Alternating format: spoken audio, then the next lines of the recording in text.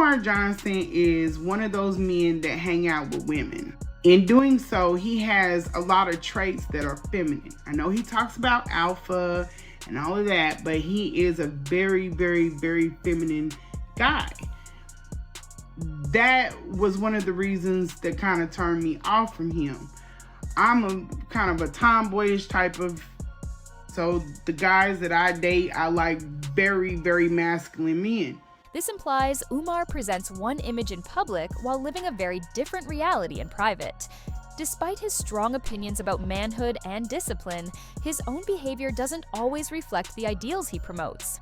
There's a noticeable gap between his message and his actions, suggesting he may not fully embody the standards he encourages others to follow. PayPal.me/FDMG Academy. Umar Johnson frequently talks about how black men should carry themselves, but does he actually follow those same principles? Do you ever see him maintaining a regular routine, working a steady job, supporting a wife, raising a family, or running a legitimate business? The reality suggests otherwise. Umar Johnson often seems more focused on collecting Cash App donations than living out the values he constantly preaches.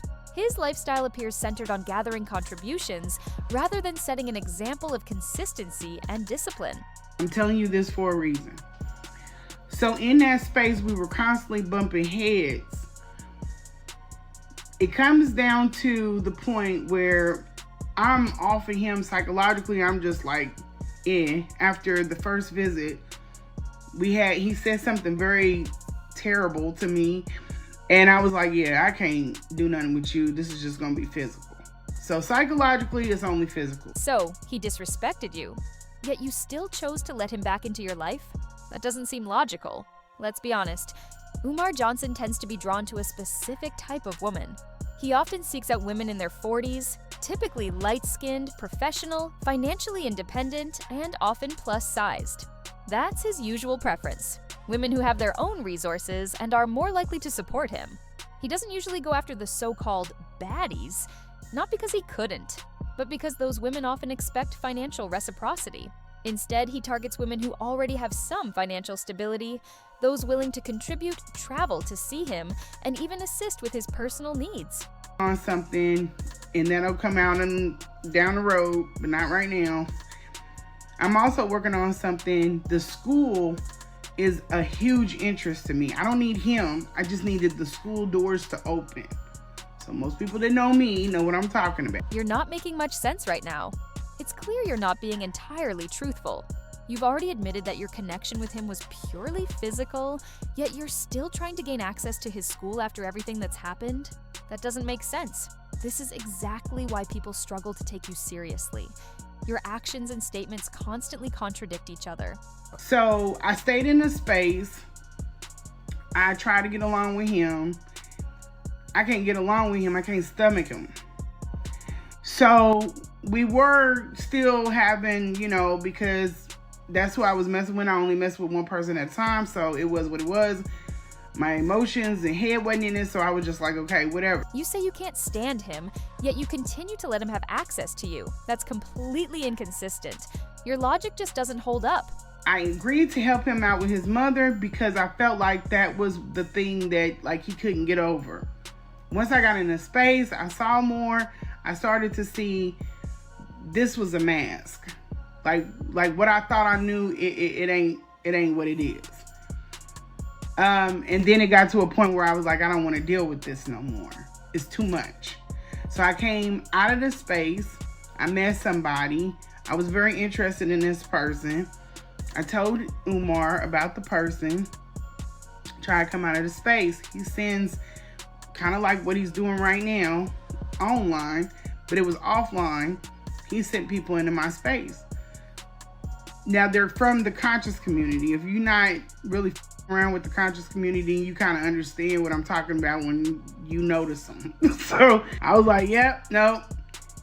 Get these people up out of my space. If you don't get them out of my space, I bluffed. I said, I'm going to air you out. I had no intentions on airing them out. I just wanted them to get them up out of my space. That didn't happen. Well, it happened. Let's not forget, this is the same woman Umar once insulted publicly.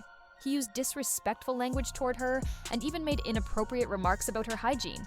Yes, that same former girlfriend, the one he humiliated in front of everyone. She's from Kansas City. That slowed down. I went back into the space a little bit, get us cordial, back on that. But he's very, very sassy person. Like, he's real sassy. Even going out there to take care of his mother, I was trying to gauge his temperature. Not engage with him, but just gauge his temperature. Because every time I went out there, it was a problem with him. So I was trying to, like, I don't want to be going out there again and you on the same. So let's kind of get back where we were when I first went out there. Then I would feel better about going out there. He takes that as you won't. He takes it wrong. So at any rate, the second time this happened, first time he lied. He said, he lied about it, but then he came out with the truth. The second time, I said, get your people out of the space, Umar. And then he was like, basically like, you. I said, oh, okay. So I went and I aired his ass out. He figured I would never do it because I'm not a social media person. You're not going to be out here finding anything like no Facebook Lives. I did the event. We did a badass event. I didn't post anything on my page about that event. It was like people didn't even know I did the event. My son didn't post anything about the event. We were trying, we're not social media people. And now your son is somehow involved in situations like this with Umar? That's truly unfortunate and reflects poorly on everyone connected to the matter. And I didn't want to publicly be aligned with him. So if I wanted to take all this stuff that I was doing, trying to do. Yet behind closed doors, she's still secretly maintaining contact with him, which only makes the situation even more disappointing. Camp and everything. If I wanted to make something and clout off of it, that would have been my chance. I didn't do that. And Umar's not the only known person that I know. I don't need clout off of him. But we'll get to that down the road. I came out about him, so he spun this narrative. Oh, she told my mama's business. No, I didn't tell his mom's business. And you guys are going to see the difference from that interview and what I do going forward. That will be me airing people out. But I didn't do it in that. I was telling the story, and she was a victim in the story, so she was included. They went ballistic. They started pulling my kids, anything that they could find over the net. Not only him, but some women. So this is how they told themselves. I don't know this woman directly, personally. She knows him. They don't have a dog in a fight, but they jumped in the fight, you know how women do, to protect him. Everyone already knows Umar has a long-standing reputation as a womanizer, so what made you think your experience would be different? Now, his other self-proclaimed Hotep wife is coming after you. And honestly, this type of drama isn't unusual in certain circles of the conscious and Pan-African community. There's often a mix of personal relationships and unnecessary conflict that overshadows the movement's goals. I'm like ignoring them. They went and started YouTube, doing YouTube channels, talking dirty about me, making up stuff. They go and start a page. So he stops posting about me on Instagram. Y'all remember that? He starts following this page that's talking about me. So now it's not in the public. People think I'm still talking about it, and he's not talking about it, but that's not the case.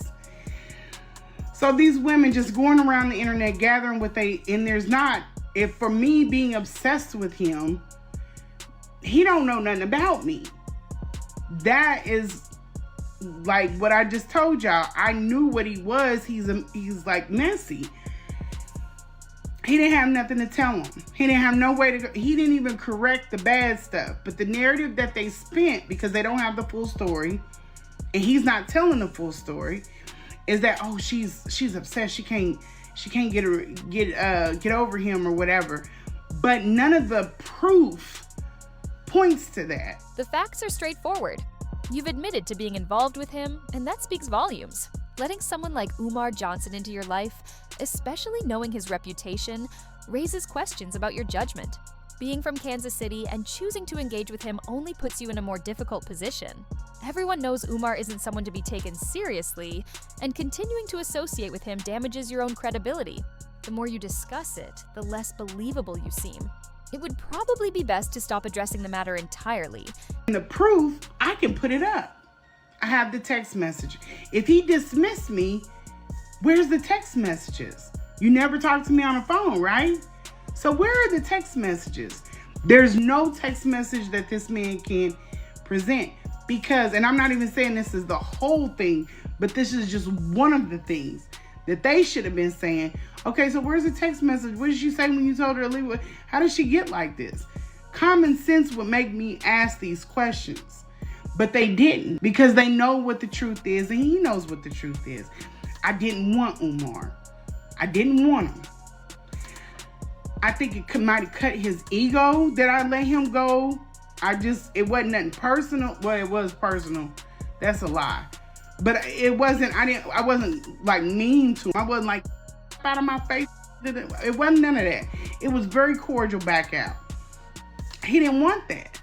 So these women included themselves in something that they don't even know nothing about, that they have no personal investment, and they go in. And then these are women, they're not women that are young. These are older women with children. One of them has a daughter my daughter's age. Exactly, but that's the consistent pattern. Umar doesn't usually pursue younger women. Instead, he tends to connect with older women, often single mothers in their 40s or 50s. Many of them are dealing with personal struggles or trying to justify past choices, but the situation remains what it is. His behavior often appears unpolished and disorganized, which makes it easier for him to take advantage of those women. It's an unfortunate cycle, one that continues to repeat over time. So they get on there, they bypass the fact that you done put this innocent young woman up there. You done took somebody's wife, somebody's minor child, and then you're trying to poise yourself as your class. No. And this ain't even by my hook. This is by other people. They come to my DMs and say, hey, we see this is going on. You're not nowhere. I'm not responding to it. You need to respond. No, I'm not going to respond to that because it's going to make it look like I'm fighting them over him. So I never say anything. I'm not on any of their pages. I'm not rebuttaling. I'm not disputing anything because I don't care. I don't care about him. You got your man, girl. All I care about are the issues that I presented to you guys. And I've been trying to stay on that. Now, has it gotten childish? Absolutely. I'm dealing with childish people. I can't fight this proper because they won't allow me to. And once you pass my address and I live that you think is correct and I live here with my minor son, all bets are off. I feel like dragging these. And I got all kinds of information on them. And not only them, him. And this is how messed up Umar is. He doxed my son. You all heard what this woman claimed. Umar allegedly revealed her son's personal information online. And honestly, that accusation fits into a familiar pattern. The woman he was involved with, who referred to herself as a conscious stripper, was in her 40s, the same age range Umar often seems to have complicated relationships with. He rarely interacts romantically with younger women in their early 20s. This kind of conduct demonstrates a lack of real leadership. If someone presents themselves as a scholar or community leader, they should avoid becoming personally entangled with people in their own circle. The proper example would be individuals like Dr. John Henrik Clarke or Minister Louis Farrakhan, men known for their discipline, commitment, and integrity. Now, casual relationships can happen, especially for someone who is single, but making those affairs public undermines credibility. It shifts attention away from the core message and weakens public trust. And that's the deeper problem here. Umar is undeniably a skilled speaker and a knowledgeable intellectual. In discussions about Pan-Africanism or issues facing the Black community, very few can match his debating ability. Even Roland Martin, one of the most articulate figures in the field, needed multiple people on his panel just to effectively challenge him. All of that. Intelligence and potential gets overshadowed when you become involved in messy situations. With single mothers from Kansas City or engage in questionable behavior, it diminishes the impact of your work and the respect people once had for your message. So, what are your thoughts on this entire situation? As always, family. Don't forget to like, comment, and subscribe to the channel. Share your opinion in the comments below. Do you believe the criticism of Dr. Umar is justified, or are people being too harsh? Make sure to hit the notification bell so you never miss future uploads. We've got more content coming your way, covering the latest discussions and stories within the conscious community and beyond. Stay aware, stay engaged, and I'll see you in the next one. Peace.